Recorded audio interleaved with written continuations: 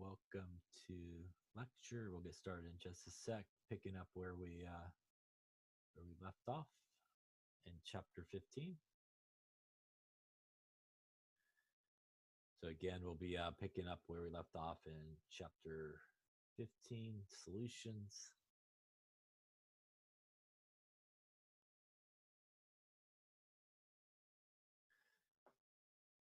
So again, a reminder, we're going to lecture here for a little bit, and then obviously we'll stop, and then you can go and take your exam.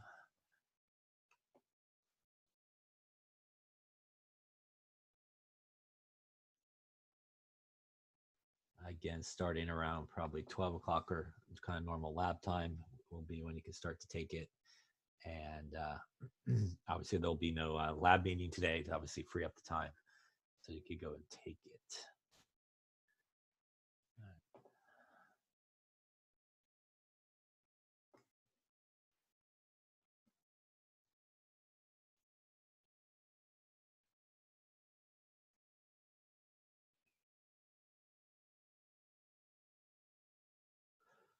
All right, so let us let's get started here. So we've been talking about solutions, and I believe where we sort of finished last time, we were talking about molarity and concentration, some different concentration type units.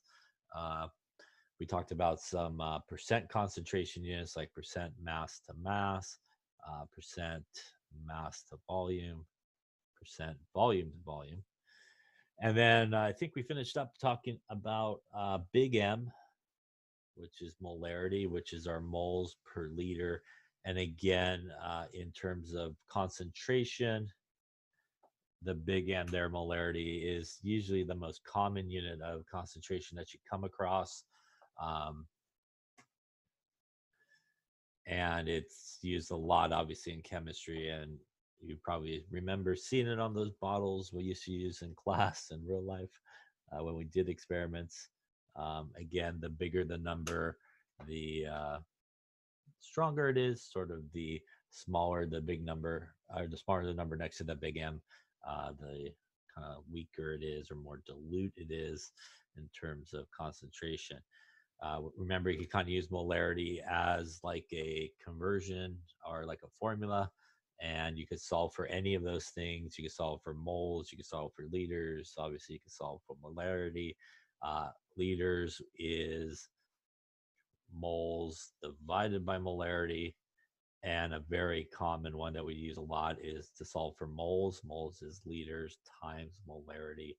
And as we talked about last time, if you're sort of doing a calculation involving molarity, it's a good idea to get rid of the big M and just really convert it into those moles per liter so that you can see both of the units while you're doing the calculation.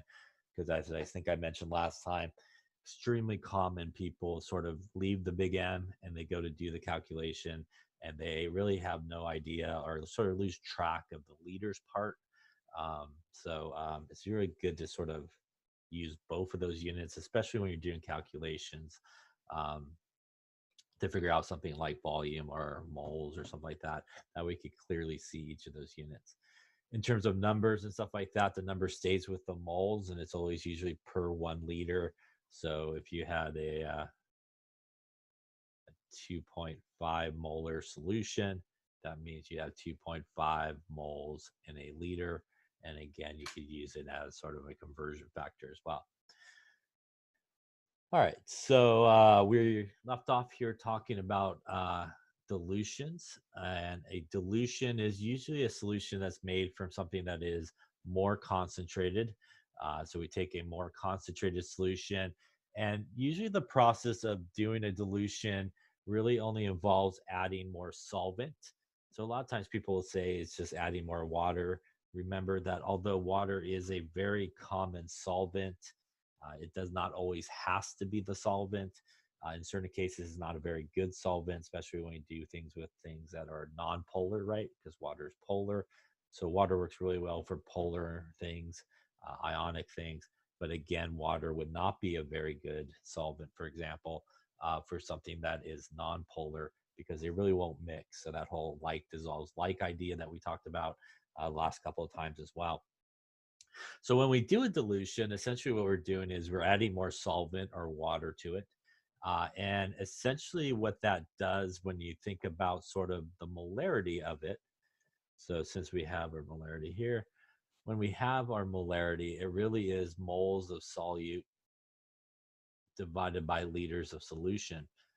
So when we do a dilution and we add more water, for example, which is a solvent, essentially the number in molarity that we're increasing is really the bottom part, is the volume of the solution or the liters of solution, which means the bottom number gets bigger. And when you divide it, that's when we start to see the molarity will go down because of that. So the process of doing a dilution, essentially you add more water or solvent, and that essentially makes the liters part of the molarity a bigger number. And by default, what that means is the molarity will come down and be less concentrated. What that actually means is, as you can see, the only thing that's truly affected by dilution is the bottom part. The very top part here, the moles of solute, that really doesn't change when you do a dilution. So for example, show my really bad artist work here.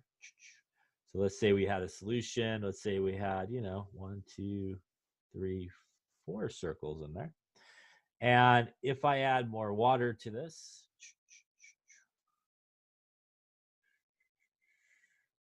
in a bigger cup apparently, and we would still have the same 4 sort of solute molecules, if you want to think of those, before and after our dilution. The only difference is, as you can see on the big beaker on the right versus the guy on the left there, we obviously have a lot more solvent that has been added. Again, that's going to decrease the molarity in that solution, and we will get a molarity for that diluted solution that's lower. So that's what this basically means on the bottom here, that the moles of the solute after you do the dilution and the moles of the solute before the dilution will remain the same, again, because essentially all you're adding is more solvent. And just like in this little picture here, we started with 4 of our solute molecules. Even though we added a bunch more solvent, we still have 4 of them. They're now less concentrated because obviously there's a lot more solvent molecules in there with it. And here's a very fancy way of doing a dilution or making a solution. This is a volumetric flask. Volumetric, as we may have talked about before, means expensive. Yes. So volumetric flasks typically have only one marking. So for example, if this was 100 milliliters, you would fill it up to this line, and that line would represent 100 milliliters. And usually when you use volumetric sort of glassware, there's volumetric flasks, there's volumetric pipettes and so forth. Usually we go to 2 decimal places when we record it. So in this example, they put a little bit of water in there to begin with. They added a little bit of the more concentrated solution by this darker green color. And then they finish it off by filling the rest up with water to the line. I guess in this case, it's 500 milliliters if I look to the right. So if this flask is 500 milliliters, when they would fill it to the line, they would have exactly 500 milliliters of solution. So again, really the solute, which is in this little guy here, that dark green, gets a lot more diluted with all that water they're adding here and all the water that it started with before they put it in. And you can see maybe a little bit on your screen or not, but kind of becomes maybe a lighter sort of color. So again, it's sort of the idea, as we talked about earlier, if you got that big drink with all the ice in it and you sort of let the ice melt, again, all that water that was going to be added, say, to your soda will definitely dilute it down. So there is a formula that we use to calculate sort of changes in concentration when doing a dilution. And this is what is sometimes referred to as the dilution equation. And it is, as you see there, M1 V1 equals M2 V2. This is the before dilution and after the dilution. M is our molarity, which again is our moles per liter. This is our volume.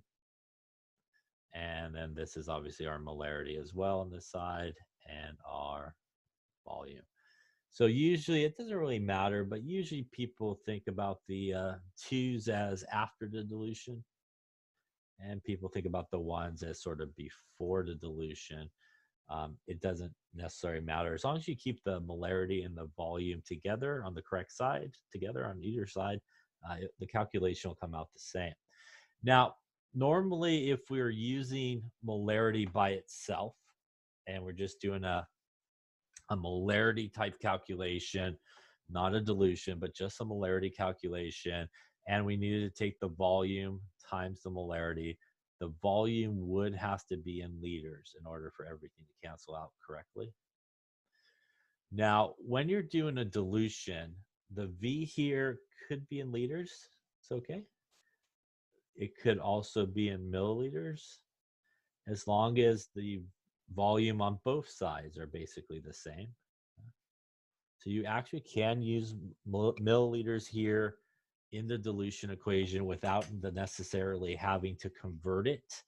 And the reason for that is, for example, if we take M1 V1 equals M2 V2, and we solve for M2, M2 would equal M1 V1 over V2. And in this particular case, if we did the molarity and molarity, capital M, if I did the volume for V1 in milliliters, and I did the volume for V2 in milliliters, the milliliters will actually cancel out and you will be left with molarity again. So when you're doing the dilution equation, you don't necessarily have to convert the volume to liters. If you're not doing the dilution equation or a dilution, you definitely has to convert it to liters when you multiply them together. So molarity by itself definitely has to convert the volume to liters. If you're using this equation though for a dilution, you don't have to leave it in, you don't have to convert it to liters. You can convert it to liters, it's perfectly fine if you want to. Nothing wrong with that. You can technically use this equation and convert it to liters, not a big deal. You'll get molarity on top, liters on the top, and liters on the bottom, and they will cancel. So really the reason why in this particular application, you'll sometimes see people not convert the volume to liters is because when you take liters times molarity, which is what we did over here, you get moles. If you actually take milliliters times molarity,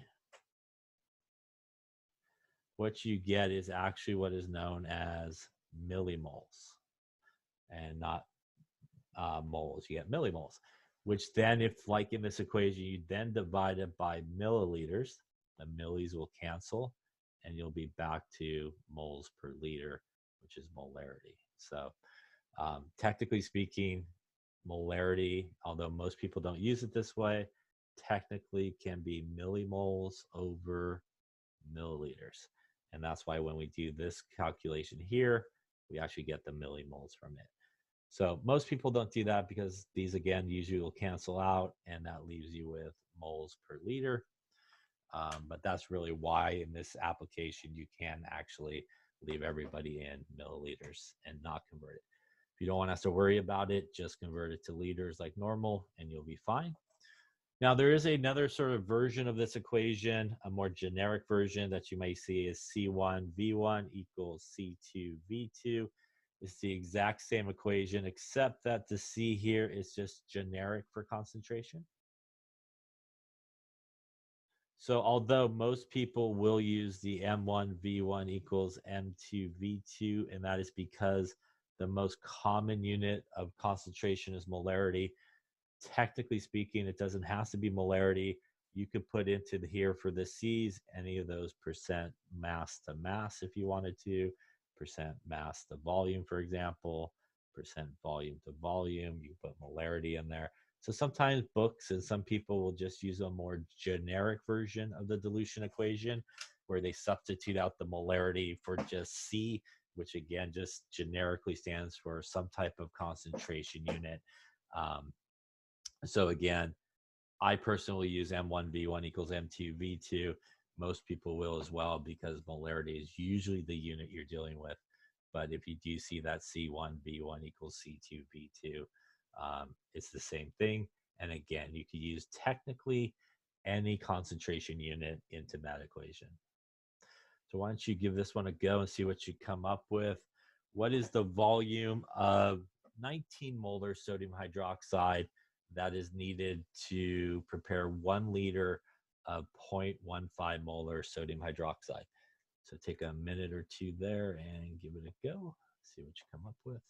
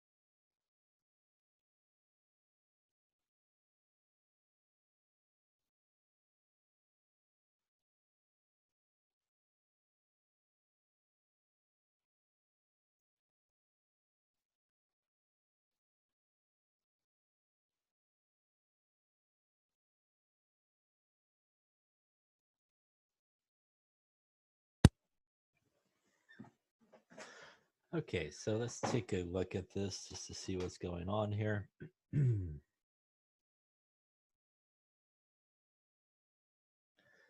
So basically what we got going is we have a bottle of 19 molar sodium hydroxide. And ultimately what we want to make is 1 liter of total volume, which is 1,000 milliliters, that has a molarity of 0.15 molar. So again, here we could use our M1V1 equals M2V2. In this case, usually the more concentrated guys are the M1s and V1. So this would be 19 molar times V1 equals our M2, which is the more dilute concentration, times our 1 liter. Dividing the 19 to the other side will give us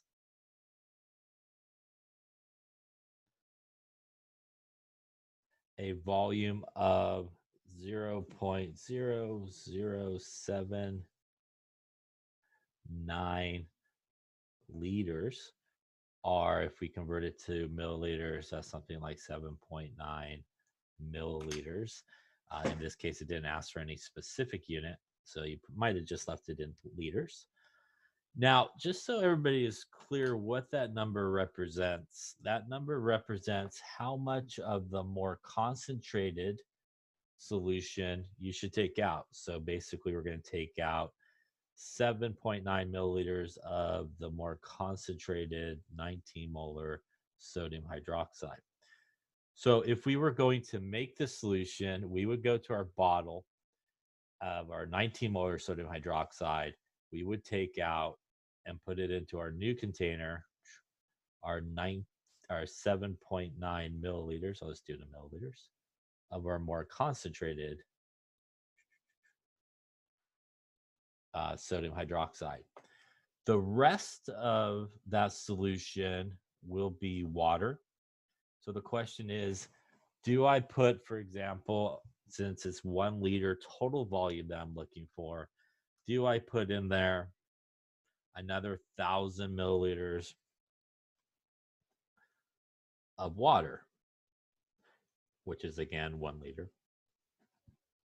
And the answer is no, you would not do that, because if you did that, you already have in there 7.9 milliliters.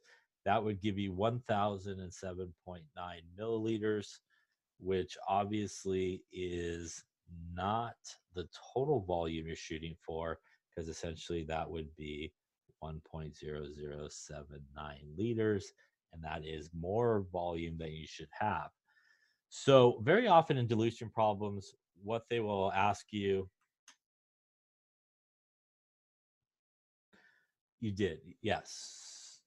That's this number right here, 7.9 times 10 to the minus 3. And that would be in liters.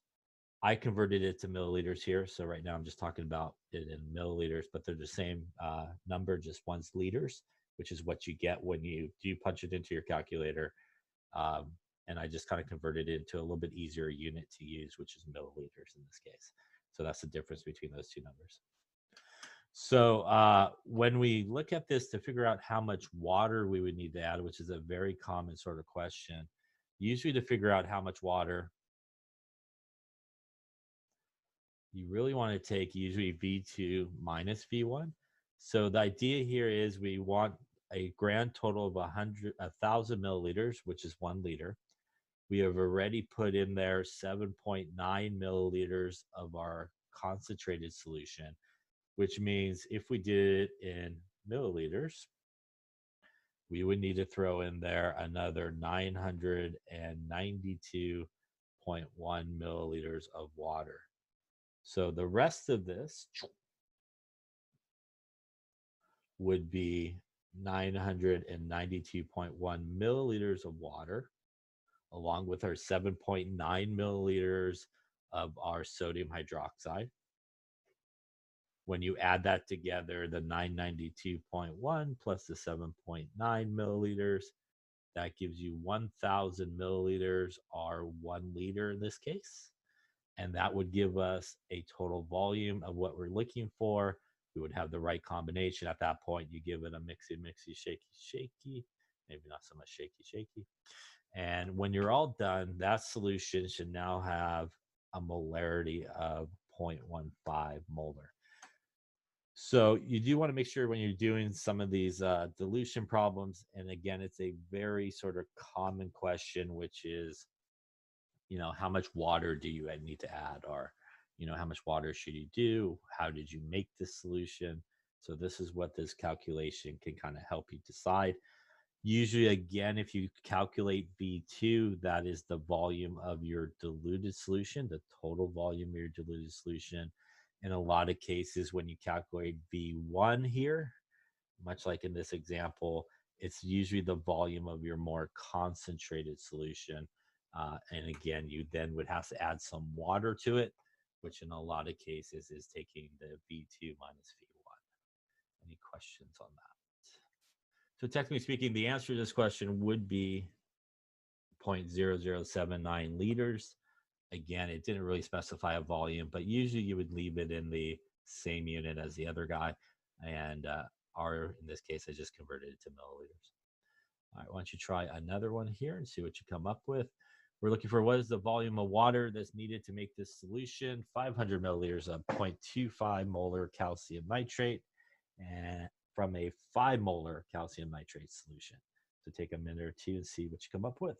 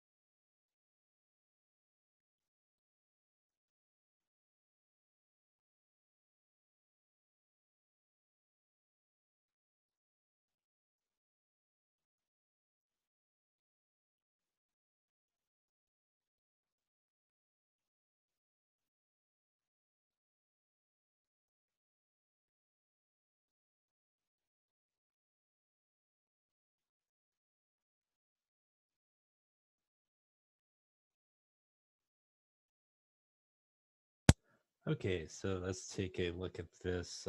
We got, again, same idea here. We got the big bottle of 5 molar calcium nitrate. We want to make a more diluted solution that's going to be 500 milliliters and have a molarity of 0.25 molar. And again, here we can use our M1 V1 equals M2 V2 to do that. Again, I'm going to keep the more concentrated one on the left-hand side, and that's going to be our 5 molar is our V1 equals our 0.25 molar times our 500 milliliters. Solving for V1, we get 0.25 times 500 divided by 5 gives us 25 milliliters. Remember that this is now 25 milliliters of our calcium nitrate solution. So again, that is not our final volume or anything. That is how much we're going to take out and put in here. So we're going to put in there 25 milliliters of that more concentrated calcium nitrate. But again, in this case, which is a very common question, it wants the volume of water. So our total volume is 500 milliliters. We've already put in there 25 milliliters. That means that we have 475 milliliters of water that we need to put in there with it. So up on top here, we fill it in with another 475 milliliters of water. And again, that 475 milliliters of water plus the 25 milliliters that we put in of the calcium nitrate will give us the total volume that we're looking for, which is our 500 milliliters. Any questions on any of that there?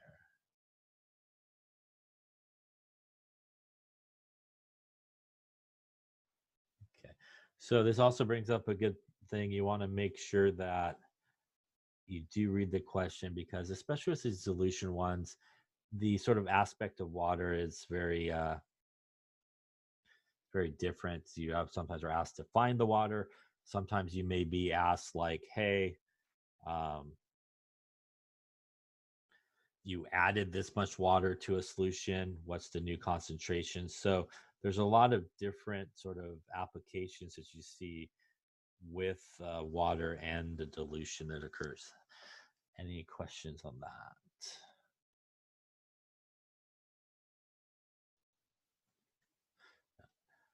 Okay. So you're talking about, oops, this one? 0.0079 liters was the answer to the previous one. And the answer to this one technically would be 475 milliliters of water. Again, to answer sort of a question that was asked, how do you know which one is sort of the M1 or M2 or V1, V2? Again, truthfully, mathematically speaking, it doesn't really matter which one you call M1 or M2. The more important thing is that you keep the molarity number and the volume number together.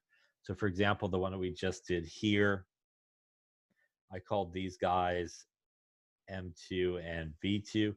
Technically speaking, if I did those guys as M1, V1 and did the other guys as M2, V2, math-wise, you'll end up with the same number. So mathematically, you'll end up with the same number. By convention, usually most people do the ones as the more concentrated number, so the higher the number,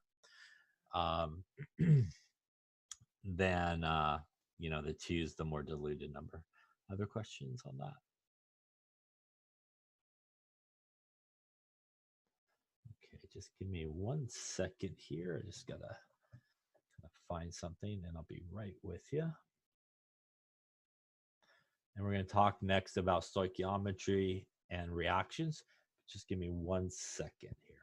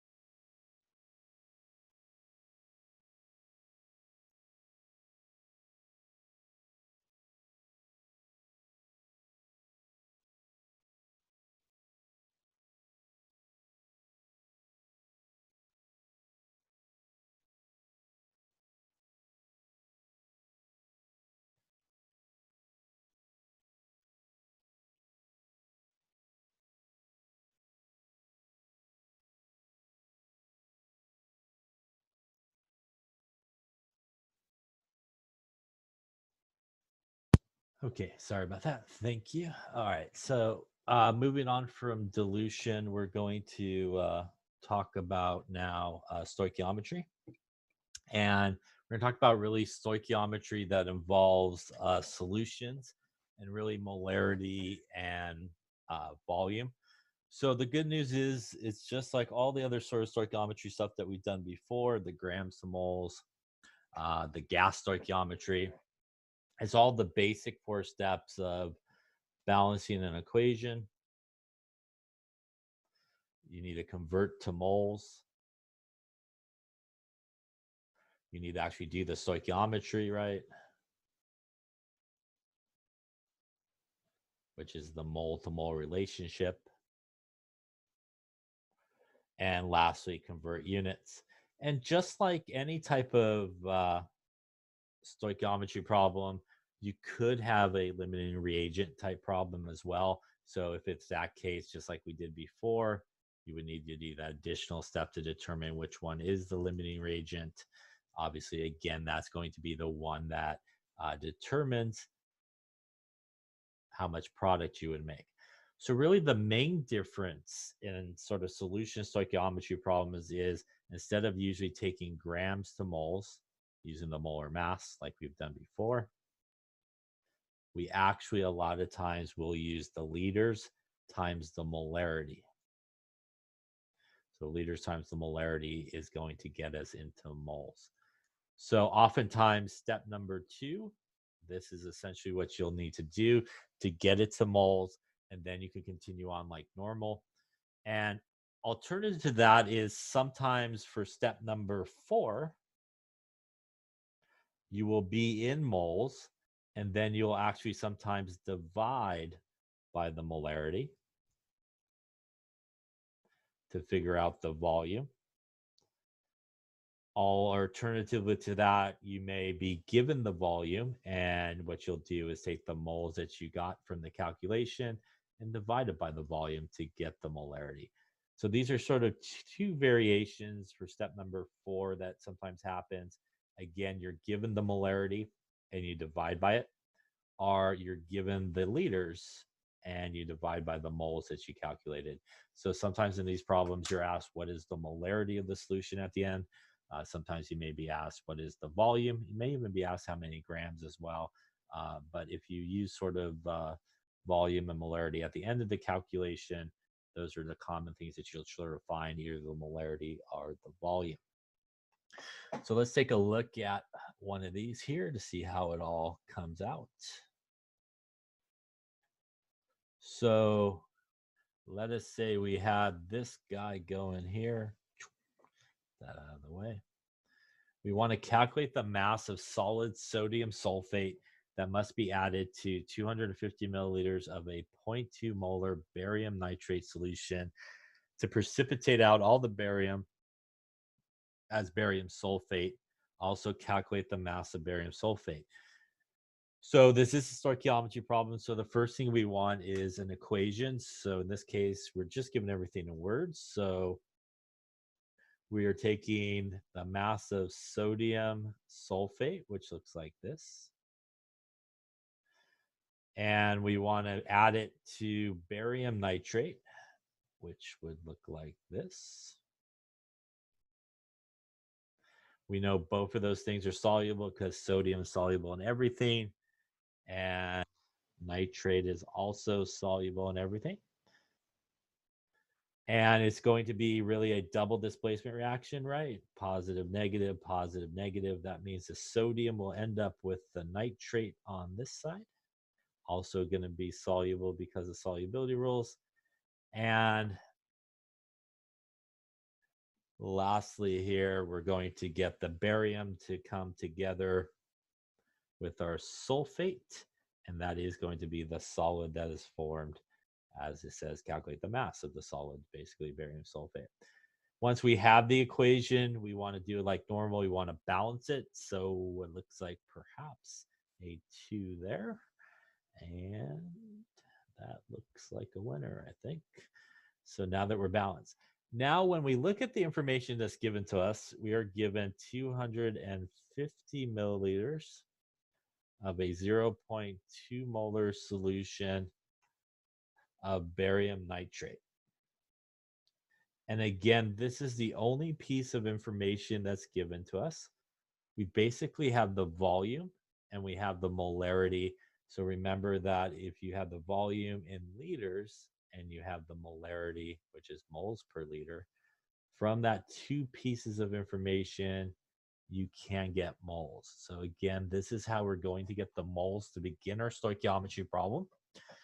Also, in this problem, we're only given information about one of the reactants, which also tells us this is not a limiting reagent problem, so we don't have to worry about that part of it. So we could kind of treat this like a basic stoichiometry problem. Again, the major difference here is how we're getting the moles. We're going to get the moles from the volume and the molarity. So first off, the volume is 250 milliliters, which if we divide it by 1,000, that's going to give us 0.250 liters. And we're going to use that to start our calculation. So 0.250 liters. We're going to times it by the molarity of 0.200. Here I'm going to put both of those units in so I can see the liters and the moles. Again, the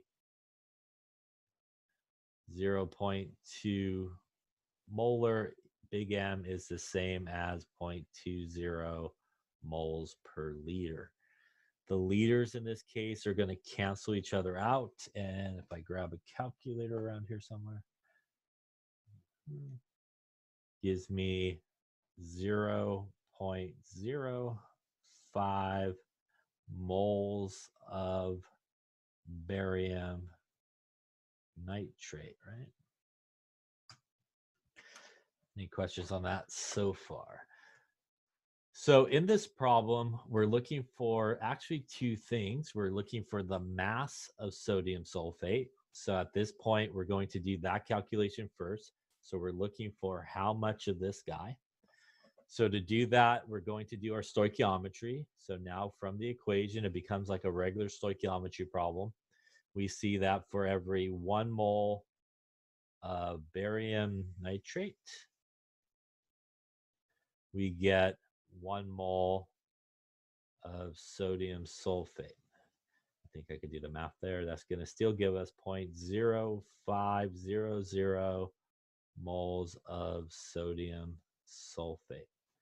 And that's close to what we're looking for, but we do want the mass of it. So that means we do need to go to the periodic table and find the molar mass of sodium sulfate.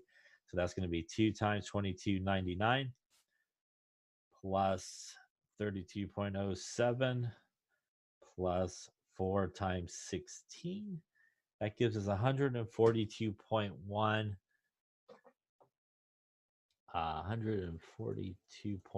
grams per mole. Again, is the molar mass of our sodium sulfate. So to finish up the first part of this problem, we take 0.05 moles of sodium sulfate. From the periodic table, I get the molar mass, which is 142.1 grams per mole.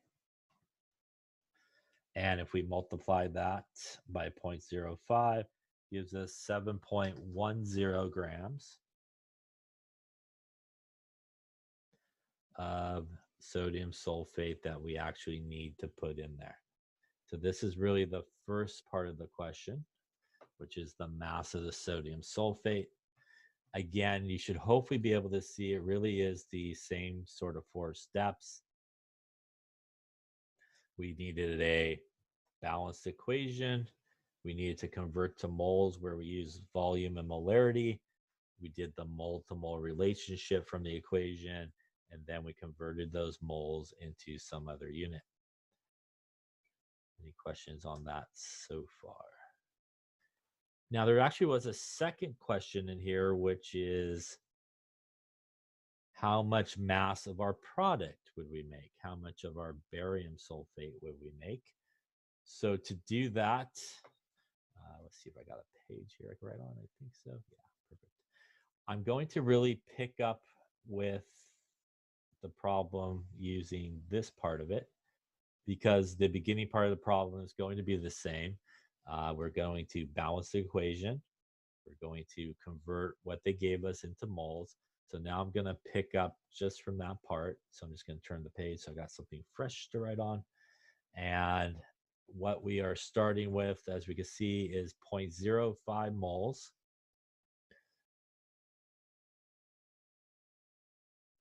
of our barium nitrate. And now in this case, what we're looking for is the relationship between barium nitrate and barium sulfate, which also happens to be a 1-to-1 relationship in this case. So we would go to the equation. Every 1 mole of barium nitrate gives us 1 mole of barium sulfate.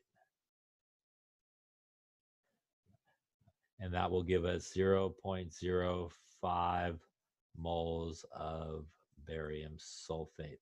So again, what we're doing is we are at this point doing sort of a separate problem.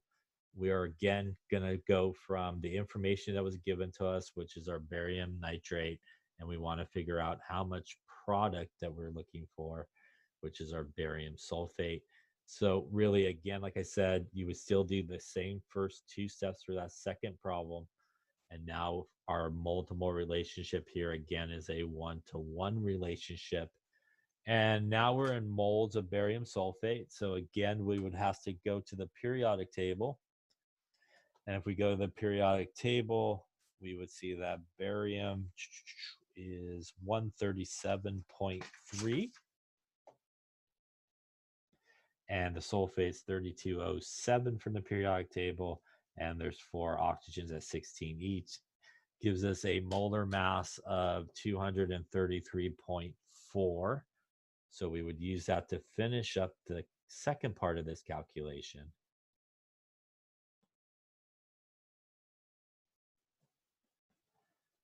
Which would give us 233.4 grams per mole from the periodic table. and that will get us 11.7 grams of barium sulfate would be made. Since this is a product, this would technically be our theoretical yield, like we talked about before. Remember that the other one that we calculated, which was a reactant, would not be a yield. Only the products can be a yield. So same thing, you can hopefully see that it's the same 4 steps as well for the second part of the calculation. Again, balance the equation, use the volume and molarity to get to moles.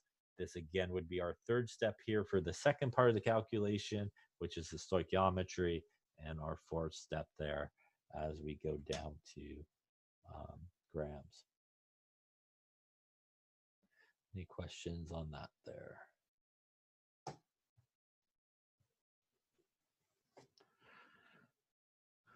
Okay, I think what we're gonna do is we're gonna stop there for today. Give you a little chance to kind of get prepared, get ready for the exam. Also, give me a little bit of opportunity to make sure everything's up there for you that you need.